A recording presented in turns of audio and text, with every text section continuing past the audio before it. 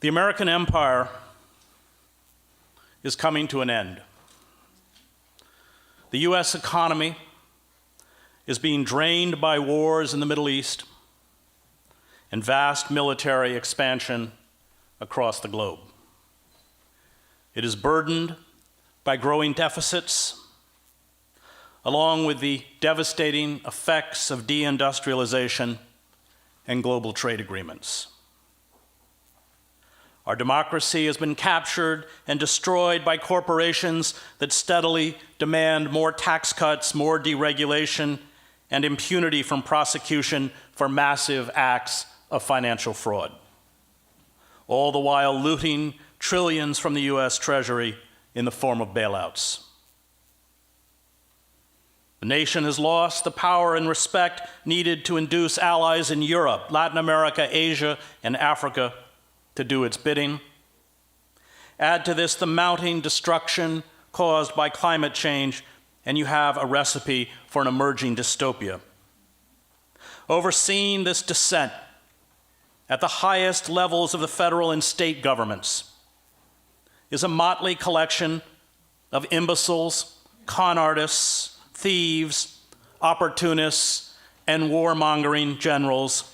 And yes, I am also speaking about the Democratic Party.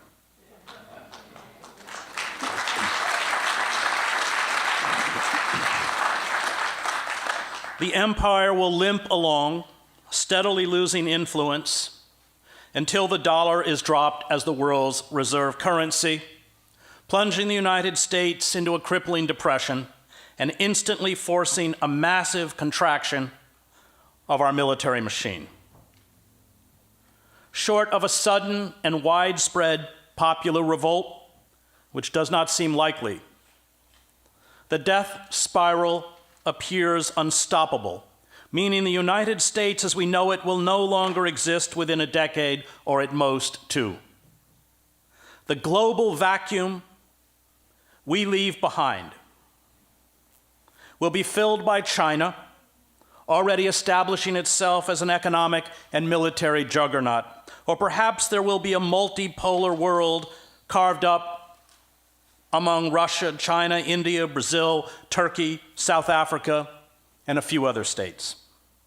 Or maybe the void will be filled, as the historian Alfred McCoy writes, by a collection of transnational corporations, multilateral military forces like NATO, and an international financial leadership self-selected at Davos and Bilderberg that will forge a supranational nexus to supersede any nation or empire. Under every measure, from financial growth and infrastructure investment to advanced technology, including supercomputers, space weaponry, and cyber warfare, we are being rapidly overtaken by the Chinese. In April 2015, the US Department of Agriculture predicted that the American economy would grow by nearly 50% over the next 15 years, while China's economy is predicted to triple and come close to surpassing America's by 2030. China became the world's second largest economy in 2010, the same year it became the world's leading manufacturing nation, pushing aside a United States that had dominated the world's manufacturing for a century. The Department of Defense issued a sober report. At our own peril, DoD risk assessment in a post-primacy world. It found that the US military, and I quote, no longer enjoys an unassailable position versus state competitors, and it no longer can automatically generate consistent and sustained local military superiority at range. McCoy predicts the collapse will come by 2030. Hello and what's up, good people? Welcome back to this channel. Welcome back to the channel, and I hope you're doing great from wherever you're watching this video from. Now, I want us to learn a thing or two from this lecture by this prolific and well-renowned journalist and author, Chris Hedges. pertaining what is really happening today, not just in the American context, but even on a global scale. So without wasting so much time, I want us to go deep into this video. Let's learn from it, and I'll be back with a little summary at the end of this video. Let's go for it. Empires in decay embrace an almost willful suicide, blinded by their hubris and unable to face the reality of their diminishing power.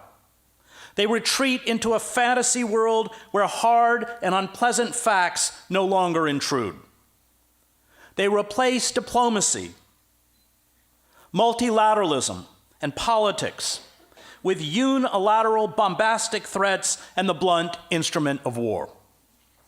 This collective self-delusion saw the United States make the greatest strategic blunder in its history, one that sounded the death knell of the empire, the invasion of Afghanistan and Iraq.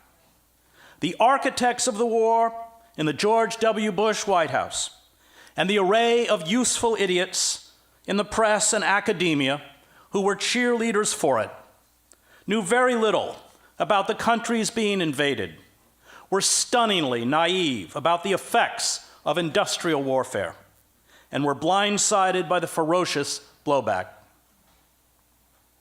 They stated and probably believed that Saddam Hussein had weapons of mass destruction, although there was no valid evidence to support this claim.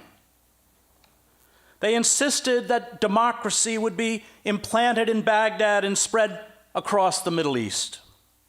They assured the public that US troops would be greeted by grateful Iraqis and Afghans as liberators. They promised that oil revenues would cover the cost of reconstruction. They insisted that bold and quick military strikes, shock and awe, would restore American hegemony in the region and dominance in the world. But it did the opposite. As Zbigniew Brzezinski noted, this unilateral war of choice against Iraq precipitated a widespread delegitimation of US foreign policy. Historians of empire call these military fiascos a feature of all late empires, micro-militarism. The Athenians engaged in micro-militarism when during the Peloponnesian War they invaded Sicily, suffering the loss of 200 ships and thousands of soldiers and triggering revolts throughout the empire. Britain did this in 1956 when it attacked Egypt in a dispute over the nationalization of the Suez Canal and then quickly had to withdraw in humiliation, empowering a string of Arab nationalist leaders such as Egypt's Gamal Abdel Nasser, and dooming British rule over the nation's few remaining colonies. Neither of these empires recovered. While rising empires are often judicious, even rational in their application of armed force for conquest and control of overseas dominions, fading empires are inclined to ill-considered displays of power, dreaming of bold military masterstrokes that would somehow recoup lost prestige and power, McCoy writes. Often irrational, even from an imperial point of view, these micro-military operations can yield hemorrhaging expenditures or humiliating defeats that only accelerate the process already underway. But empires need more than force to dominate other nations. They need a mystique. This mystique, always a mask for imperial plunder, repression, and exploitation, seduces some native elites who become willing to do the bidding of the imperial power or at least remain passive. And it provides a patina of civility, even nobility, to justify to those at home the costs in blood and money needed to maintain empire. The parliamentary system of government that Britain replicated in appearance in its colonies, and the introduction of British sports such as polo, cricket, and horse racing, along with the elaborately uniformed viceroys and the pageantry of royalty, were buttressed by what the colonials said was the invincibility of their navy and their army. And England was able to hold its empire together from 1815 to 1914 before being forced into a steady retreat. America's high-blown rhetoric about democracy, liberty, and equality, along with basketball, baseball, and Hollywood, as well as our own deification of the military, entranced and cowed much of the globe in the wake of World War II. Behind the scenes, of course, the CIA used its bag of dirty tricks to orchestrate coups, fix elections, and carry out assassinations, black propaganda campaigns, bribery, blackmail, intimidation, and of course, torture. But none of this works anymore. The photographs of physical abuse and sexual humiliation imposed on Arab prisoners at Abu Ghraib inflamed the Muslim world. It fed al-Qaeda and later ISIS with recruits.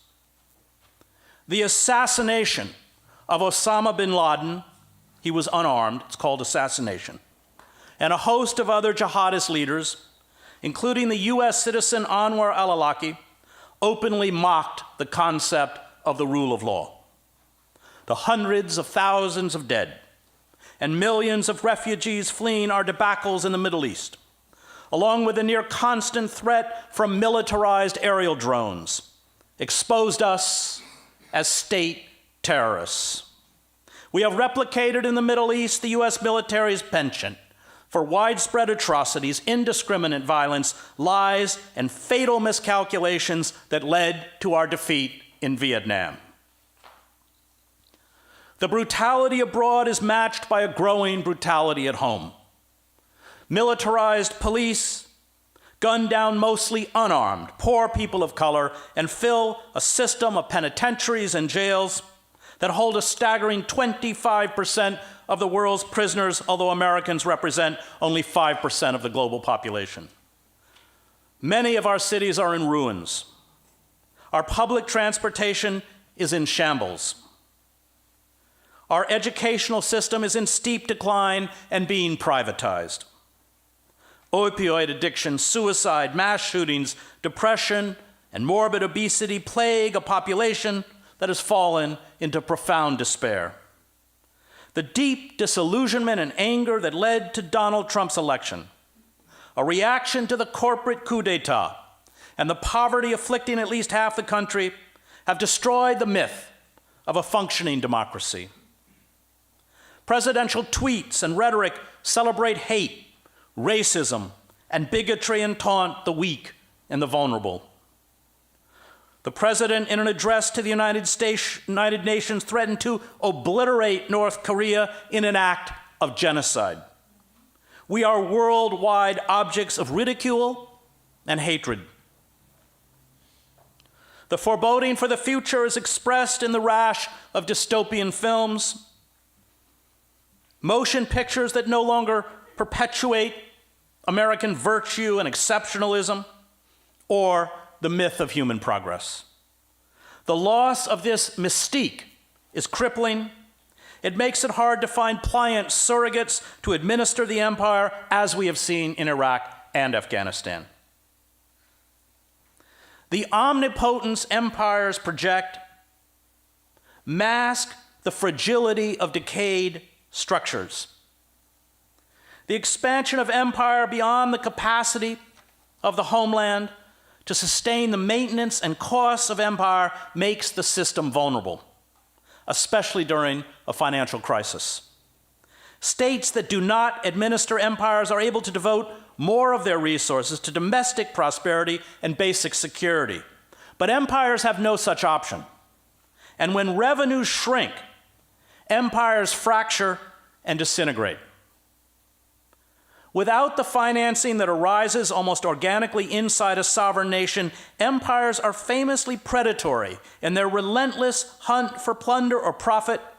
Witness the Atlantic slave trade, Belgium's rubber lust in the Congo, British India's opium commerce, the Third Reich's rape of Europe, or the Soviet exploitation of Eastern Europe, McCoy writes.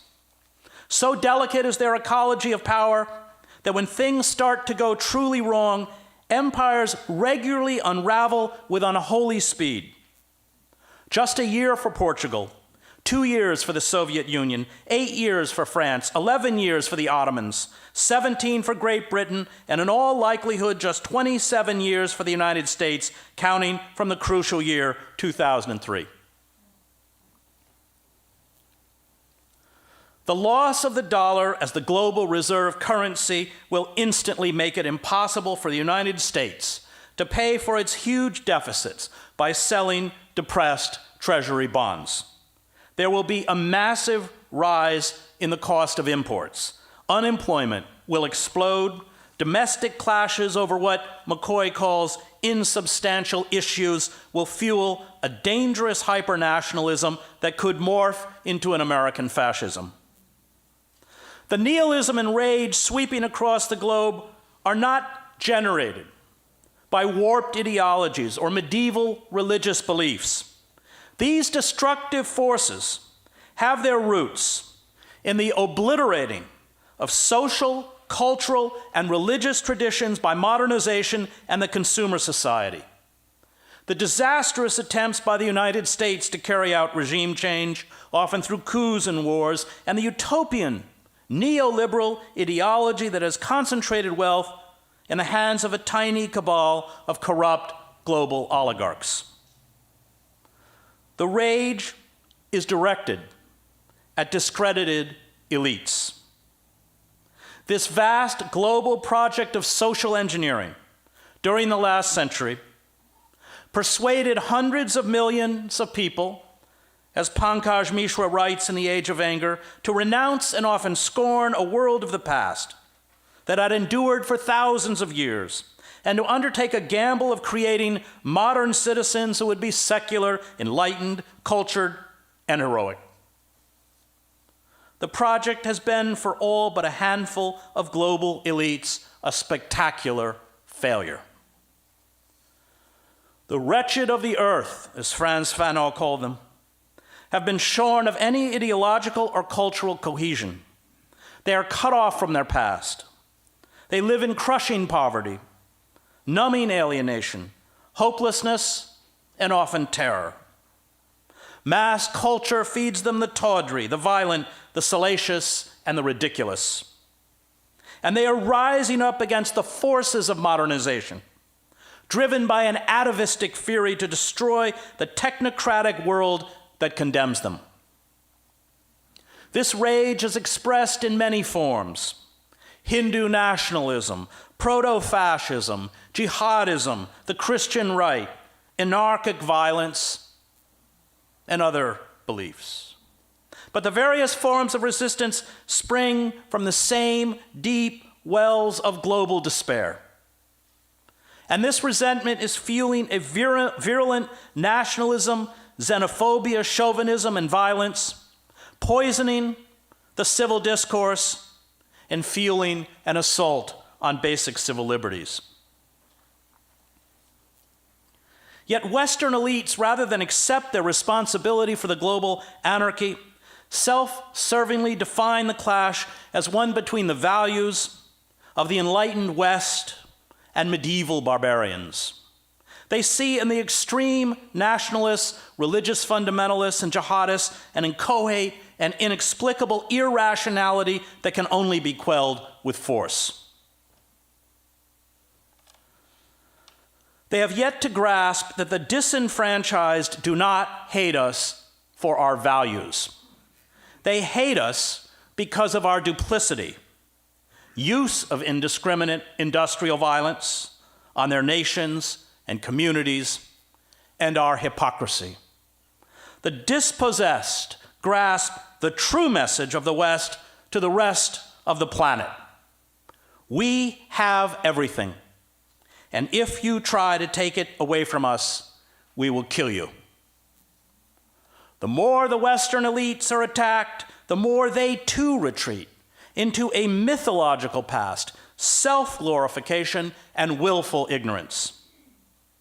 the rise of hyper-nationalism, expressed in the absurd slogan, "Make America Great Again," the demonization of Muslims, undocumented workers, the growing bellicosity of the state, and the attempt to blame foreign interference is used as a mask to cover the root cause of the discontent, which is profound social inequality, which in the United States is the worst in the industrialized world.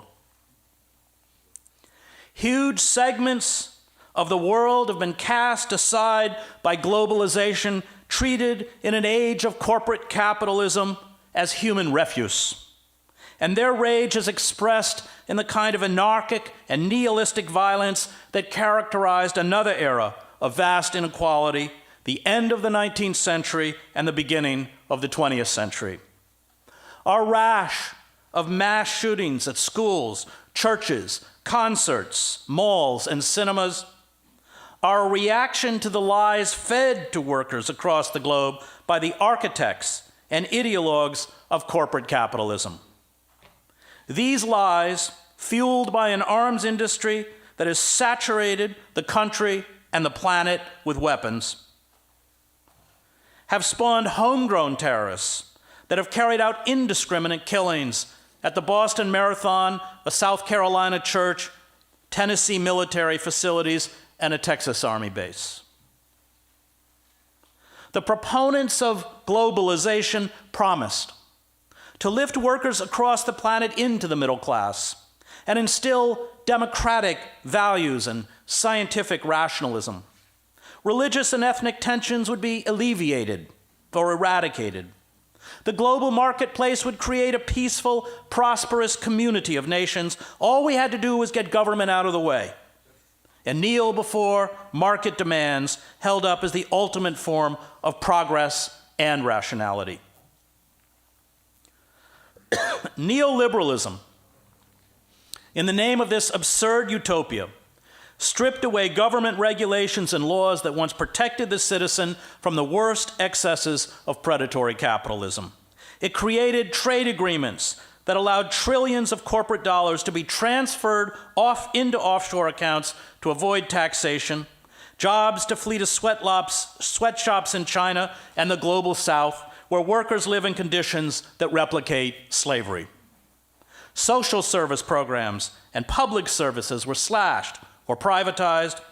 Mass culture, including schools and the press, indoctrinated an increasingly desperate population to take part in the global reality show of capitalism. What we were never told was that the game was fixed. We were always condemned to lose. Our manufacturing migrated abroad.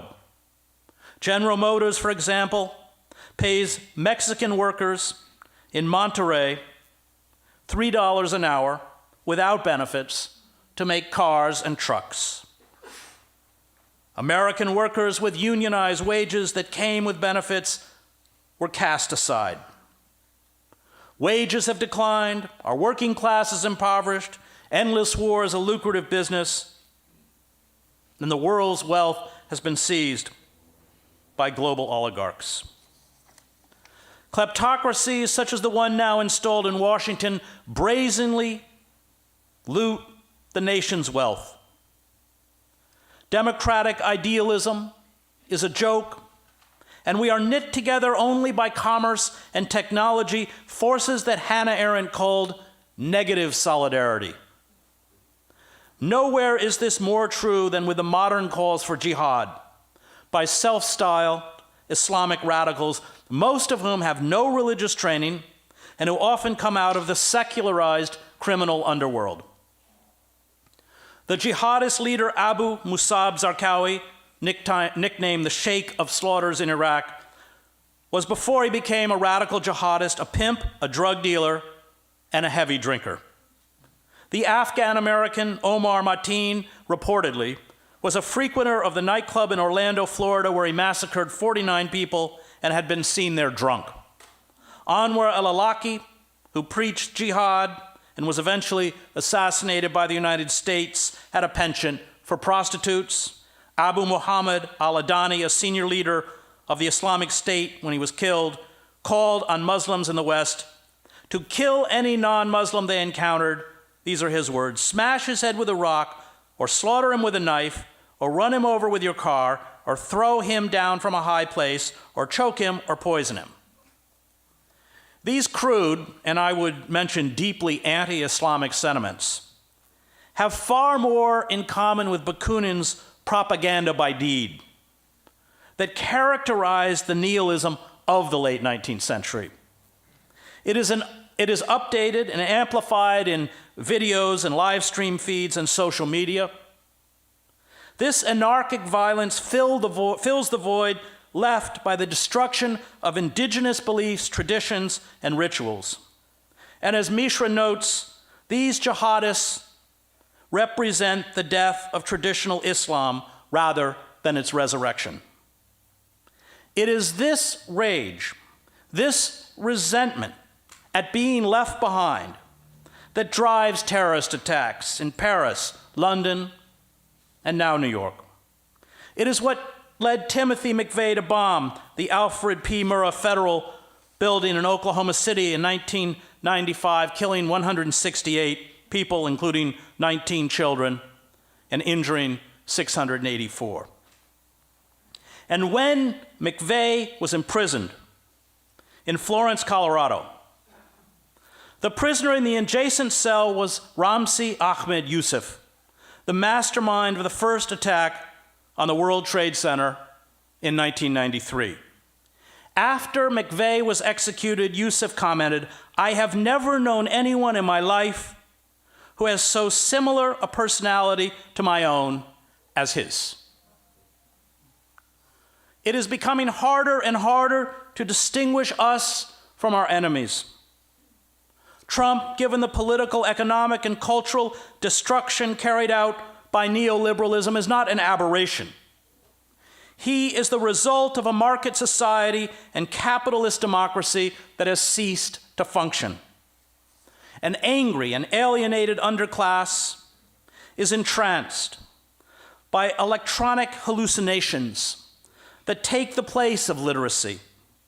These Americans take a perverse and almost diabolical delight in demagogues such as Trump that expressed contempt for and openly flout the traditional rules and rituals of a power structure that preys upon them. Similar demagogues like Modi have risen up in India, the Philippines, Poland, Hungary, and other states. And this is almost always a characteristic of the final stage of the some 69 empires that have risen and fallen throughout human history. These demagogues and mythologizers, we see them on Fox News and other right-wing outlets, eschew truth for historical and cultural myth. Reinhold Niebuhr called them the blind fanatics of Western civilization, who regard the highly contingent achievements of our culture as the final form and norm of human existence.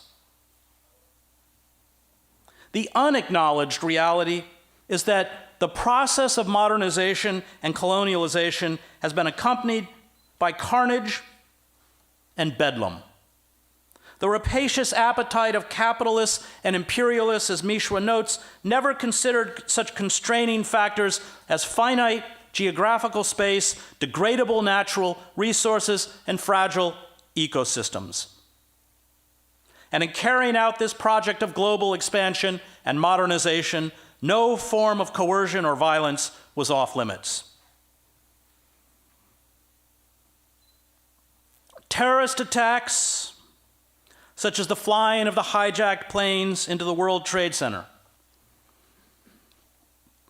illustrate that those who oppose us are products of our moral universe. They have been schooled well in the art of modern warfare.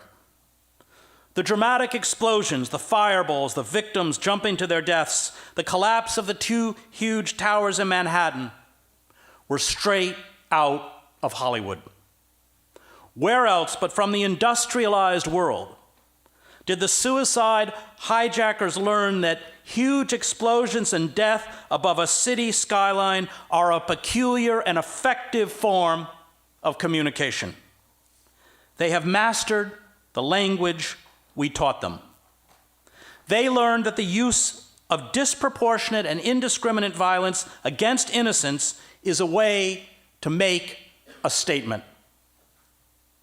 And we delivered the same incendiary messages in Vietnam. Robert McNamara, the Secretary of Defense in 1965, defined the saturation bombing of the North, which left hundreds of thousands of civilians dead, as a means of communication to the communist regime in Hanoi. And we speak this language in Iraq, Afghanistan, Syria, Pakistan, Somalia, and through our Saudi proxies in Yemen. The roots of even the worst atrocities carried out by jihadists have their origins in our campaigns to colonize and subdue the rest of the world.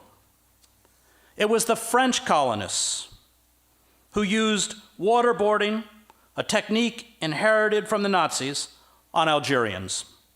We, like the Soviets, turned psychological torture into a science, one we employ in black sites around the world and in our prison system.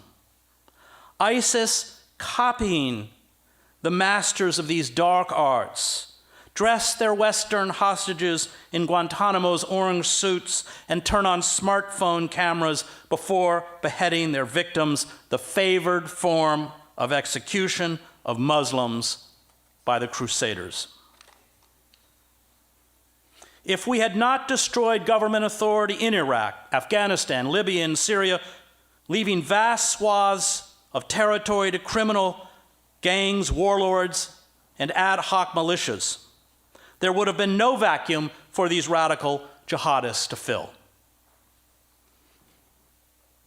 George Santayana foresaw that America's obsessive, individualistic culture of competition and mimicry would eventually incite a lava wave of primitive blindness and violence.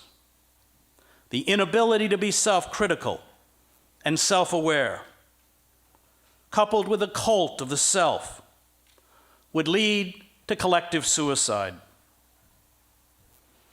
Karl Schorsky, in Fin de Siècle Vienna, Politics and Culture, wrote that Europe's descent into fascism was inevitable once it cut the cord of consciousness. Once we no longer acknowledge or understand our capacity for evil, once we no longer know ourselves, we become monsters who devour others and finally devour our own. We are paying the price for discarding hundreds of millions of people onto the dung heap of history. Unable to understand and cope with reality, we wage endless wars in the name of democracy and Western civilization, which engender more martyrs to fuel the violence we seek to crush.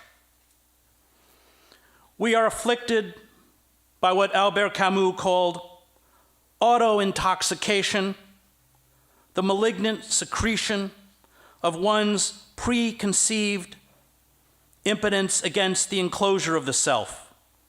And until this autotoxication is addressed, the rage and violence at home and abroad will expand as we stumble towards a global apocalypse. This slow motion march towards apocalypse is assured. If we refuse to confront the ecocide we are carrying out on the planetary systems that sustain human life. Seas and rivers are being poisoned and emptied of their stocks of fish. Wildfires, droughts, flooding, monster hurricanes, typhoons, and tsunamis, along with soaring temperatures and the evaporation of the polar ice sheets, along with glaciers, ravage the planet. This ecocide exacerbates the breakdown of social structures, fuels the mass migration of the displaced and refugees, which in turn creates more political instability.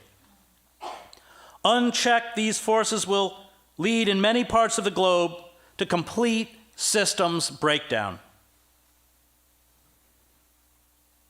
The greatest existential crisis of our time is to at once accept the tragic reality before us and find the courage to resist.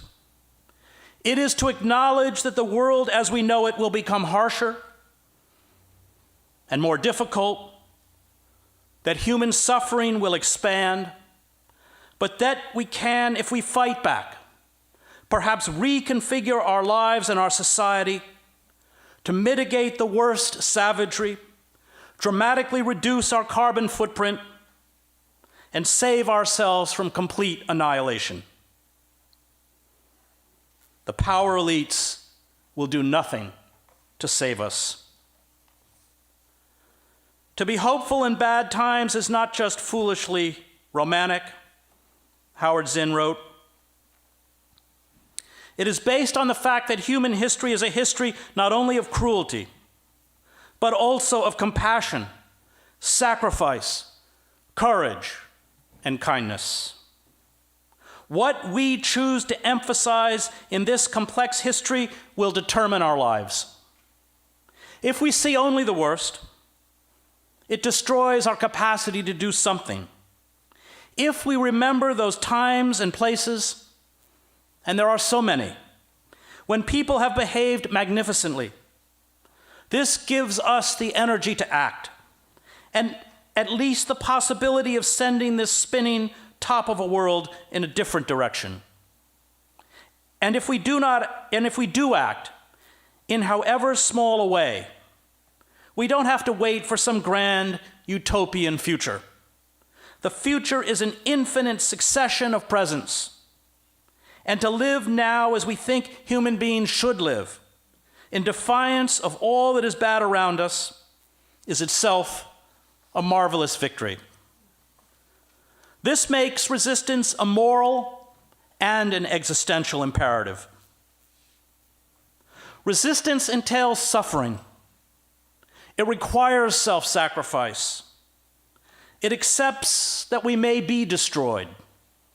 It is not rational. It is not about the pursuit of happiness. It is about the pursuit of freedom.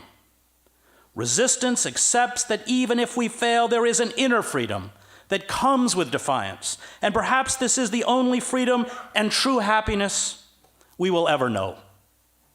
To resist evil is the highest achievement of human life. It is the supreme act of love. It is to carry the cross, as the theologian James Cone reminds us, and to be acutely aware that what we are carrying is also what we will die upon. Most of those who resist, Sitting Bull, Emma Goldman, Malcolm X, Martin Luther King, are defeated, at least in the cold calculation of the powerful. And the final and perhaps most important quality of resistance, as Cone writes, is that it inverts the world's value system. Hope rises up out of defeat. Those who resist stand regardless of the cost with the crucified. This is their magnificence, and it is their power. The seductive inducements to conformity, money, fame, prizes, generous grants, huge book contracts, hefty lecture fees, important academic and political positions, and a public platform are scorned by those who resist. The rebel does not define success the way the elites define success. Those who resist refuse to kneel before the idols of mass culture and the power elites. They are not trying to get rich. They do not want to be part of the inner circle of the powerful. They accept that when you stand with the oppressed, you get treated like the oppressed. The inversion of the world's value system makes freedom possible.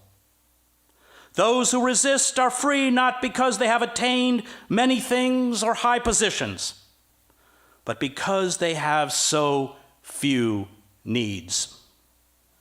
They sever the shackles used to keep most people in bondage. And this is why the elites fear them.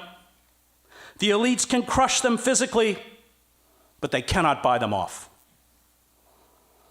The power elites attempt to discredit those who resist. They force them to struggle to make an income. They push them to the margins of society. They write them out of the official narrative. They deny them the symbols of status. They use the compliant liberal class to paint them as unreasonable and utopian. But resistance is not fundamentally political. It is cultural. It is about finding meaning and expression in the transcendent, in the incongruities of life. Music, poetry, theater, and art sustain resistance by giving expression to the nobility of rebellion against overwhelming force, what the ancient Greeks called fortuna, which can never ultimately be overcome. Art celebrates the freedom and dignity of those who defy malignant evil. Victory is not inevitable, or at least not victory as defined by the powerful, yet in every act of rebellion, we are free. It was the raw honesty of the blues, spirituals, work chants that made it possible for African Americans to endure. Power is a poison. It does not matter who wields it. The rebel, for this reason, is an eternal heretic. He or she will never fit into any system. The rebel stands with the powerless, and there will always be powerless people. There will always be injustice, and the rebel will always be an outsider. And resistance requires eternal vigilance. The moment the powerful are no longer frightened, the moment the glare of the people is diverted and movements let down their guard, the moment the ruling elites are able to use propaganda and censorship to hide their aims, the gains made by resistors roll backward. We have steadily been stripped of everything that organized men and women who rose up in defiance and were purged, demonized, and killed by the capitalist elites achieved with the New Deal. The victories of African Americans who paid with their bodies and blood in making possible the Great Society and ending legal segregation also have been reversed. The corporate state makes no pretense of addressing social inequality or white supremacy. It practices only the politics of vengeance. It uses coercion, fear, violence, police terror, and mass incarceration as its primary form of social control. Our cells of resistance will have to be rebuilt from scratch. The corporate state, however, is in trouble. It has no credibility.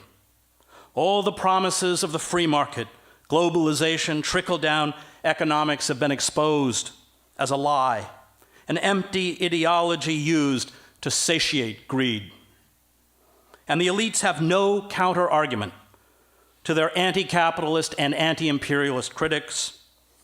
The attempt to blame the electoral insurgencies in the United States' two ruling political parties on Russian interference rather than massive social inequality is a desperate ploy. The courtiers and the corporate press are working feverishly day and night to distract us from reality. The moment the elites are forced to acknowledge social inequality is the root of our discontent, is the moment they are forced to acknowledge their role in orchestrating this inequality. The US government, subservient to corporate power, has become a burlesque. The last vestiges of the rule of law are evaporating. The kleptocrats are pillaging and looting like barbarian hordes. Programs instituted to protect the common good, public education, welfare, and environmental regulations are being dismantled. The bloated military sucking the marrow out of the nation is unassailable. Poverty is a nightmare for half the people. Poor people of color are gunned down with impunity in the streets. Our prison system is filled with the destitute, and presiding over the chaos and dysfunction is a political P.T. Barnum, a president who, while we are being fleeced, offers up one bizarre distraction after another, like Barnum's Fiji mermaid. There are no shortage of artists, intellectuals, and writers, from Martin Buber and George Orwell to James Baldwin, who warned us that this dystopian era was fast approaching. But in our Disneyfied world of intoxicating and endless images, cult of the self, and willful illiteracy, we did not listen. Soren Kierkegaard argued that it was the separation of intellect from emotion, from empathy, that doomed Western civilization. For the soul has no role in a technocratic society.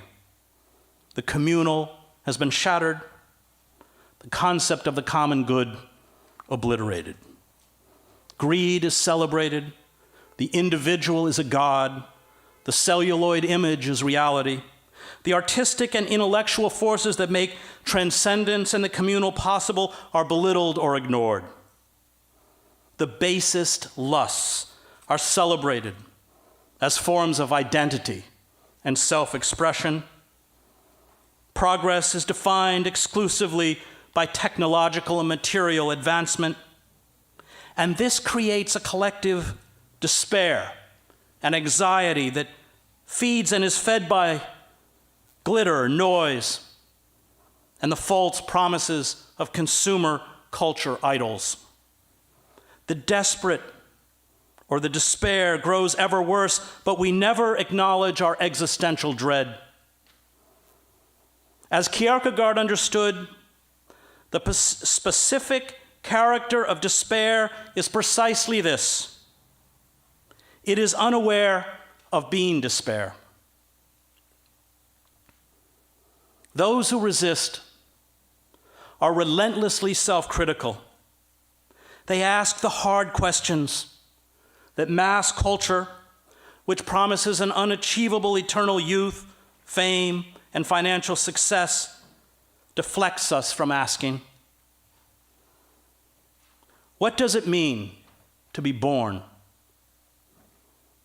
What does it mean to live? What does it mean to die? How do we live a life of meaning? What is justice? What is truth? What is beauty? What does our past say about our present? How do we defy radical evil? We are in the grip of what Kierkegaard called sickness unto death, the numbing of the soul by despair that leads to moral and physical debasement. Those who are ruled by rational abstractions and an aloof intellectualism, Kierkegaard argued, are as depraved as those who succumb to hedonism, cravings for power, violence, and predatory sexuality. We achieve salvation when we accept the impediments of the body and the soul, the limitations of being human. Yet despite these limitations, seek to do good. This burning honesty, which means we always exist on the cusp of despair, leaves us, in Kierkegaard's words, in fear and trembling. We struggle not to be brutes while acknowledging we can never be angels. We must act and then ask for forgiveness. We must be able to see our face in the face of the oppressor. Paul Tillich did not use the word sin to mean an act of immorality. He, like Kierkegaard, defined sin as estrangement. For Tillich, it was our deepest existential dilemma. Sin was our separation from the forces that give us ultimate meaning and purpose in life. This separation fosters alienation, anxiety, meaningless, and despair that are preyed upon by mass culture. As long as we fold ourselves inward, embrace a perverted hyper-individualism that is defined by selfishness and narcissism, we will never overcome this estrangement. We will be separated from ourselves, from others, and from the sacred. Resistance is not only about the battling of the forces of darkness. It is about becoming a whole and complete human being. It is about overcoming estrangement. It is about the capacity to love. It is about honoring the sacred. It is about dignity. It is about sacrifice. It is about courage. And it is about being free. Resistance to radical evil is the pinnacle of human existence. Thank you.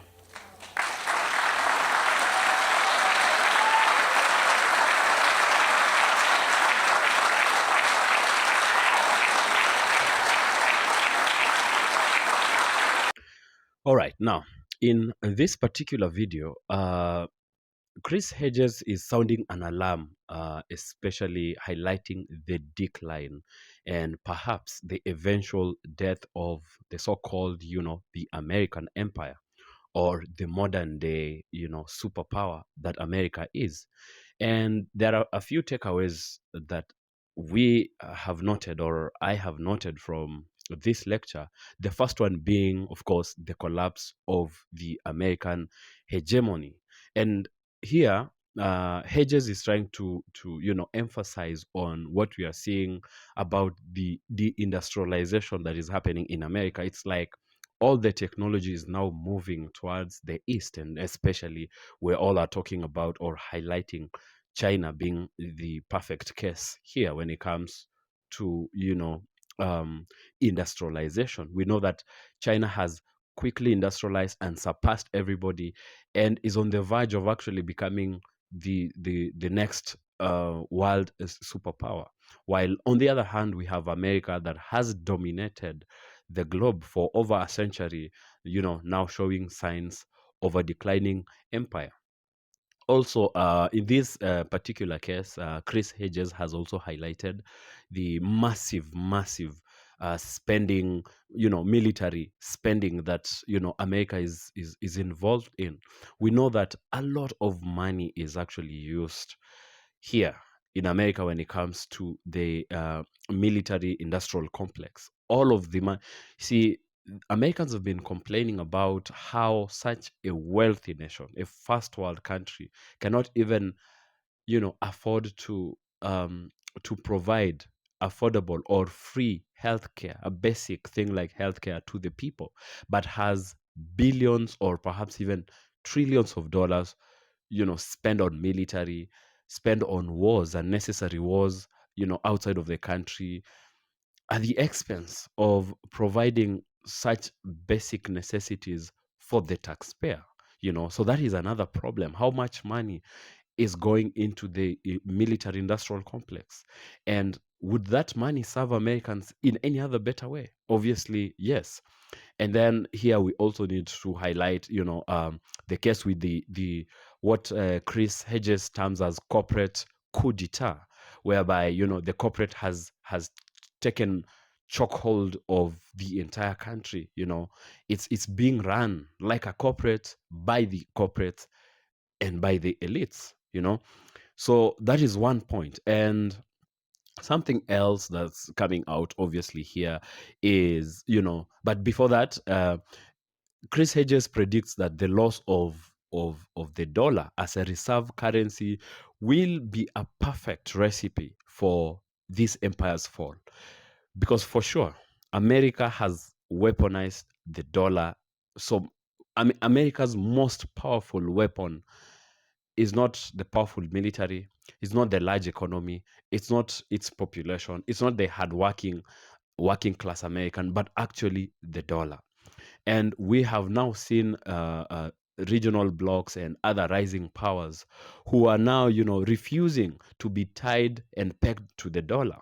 And the dollar has always been America's, a secret weapon, perhaps not so secret at this point anymore.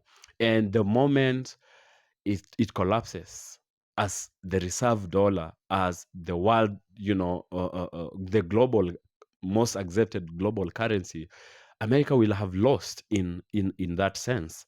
And that's obviously the decline that's happening in it. And also we also have the second point now being the myth of modernization and global rage, if I can term it as so. And here, Chris Hedges highlights how the government has totally failed the common, everyday working class people of America. This is by really concentrating all the power and all the wealth amongst the few super wealthy, super rich oligarchs, while leaving all the other majority of the working class American people and poor people, in total despair. And what has this actually done? It has been, it's like fatigue that's accruing over a long period of time. And now we're seeing a very charged America, politically it's so charged. Anything, and people are pouring out of the streets, anything, and people are crying because over time it's fatigue, you know just little by little. And now especially this is exacerbated in this age of Trump or Trumpism, or under the leadership of Trump. Everything is now um, coming out for everybody uh, to see. It's a reality that is becoming increasingly becoming so hard to ignore, so hard uh, to hide. Yeah.